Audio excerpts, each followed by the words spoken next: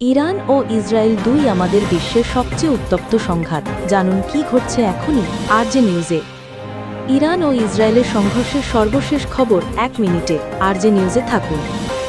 ১২ দিনের বিমান অভিযানে ইসরায়েল হত্যা করেছে ৩০+ ইরানি নিরাপত্তা কর্মকর্তা ও বিজ্ঞানী।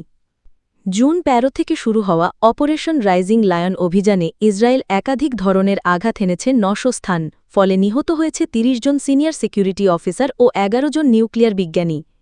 ইরানের আকাশ প্রতিরক্ষা ব্যবস্থা ব্যাপকভাবে ক্ষতিগ্রস্ত হয়েছে। ইরানের পাল্টা হামলা ও প্রত্যাঘাত। ইরান ৪০০টি ব্যালিস্টিক মিসাইল ও ১০০০+ ড্রোন ছুড়ে হামলা চালায় ইসরায়েলি বিভিন্ন সামরিক ও নাগরিক স্থানে। ফলশ্রুতিতে ইরানে নিহতের সংখ্যা পৌঁছে প্রায় ৬২৭, যখন ইসরায়েলে ২৮ জন প্রাণ হারিয়েছে। ফ্রান্সের গোপন অবদান। ফ্রান্স তাদের রাফালে বিমান ও গ্রাউন্ড টু এয়ার সিস্টেম ব্যবহার করে ইরানে পাঠানো কমপক্ষে ১০টি ড্রোন বানিয়ে ফেলেছে। যুক্তরাষ্ট্র সেনা ও ডোনাল্ড ট্রাম্পের হুমকি স্বরূপ বিবৃতি। ট্রাম্প হুঁশিয়ারি দিয়েছেন, ইরান আবার ইউরেনিয়াম সমৃদ্ধ করলে যুক্তরাষ্ট্র আবারও হামলা চালাতে পারে। একই সঙ্গে ইউরেনিয়াম শান্তিমূলক উদ্দেশ্যে যুক্তরাষ্ট্র আলোচনা চালিয়ে যেতে চায় ইরানের সাথে। বিশ্লেষণ ও ভবিষ্যৎ পরিস্থিতি। ইসরায়েল ইতিমধ্যে অপারেশন রাইজিং লায়নকে সফল ঘোষণা করেছে। তবে ইরান শক্তিশালী প্রতিক্রিয়া দেখিয়েছে, চালু রেখেছে গণধারণার দমন ও স্বাস্থ্য ব্যবস্থায় চাপ সৃষ্টি।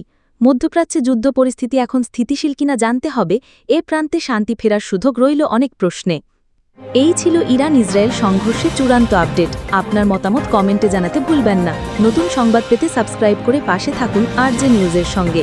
আবার দ্রুত আসছি নতুন প্রতিবেদন নিয়ে। ধন্যবাদ।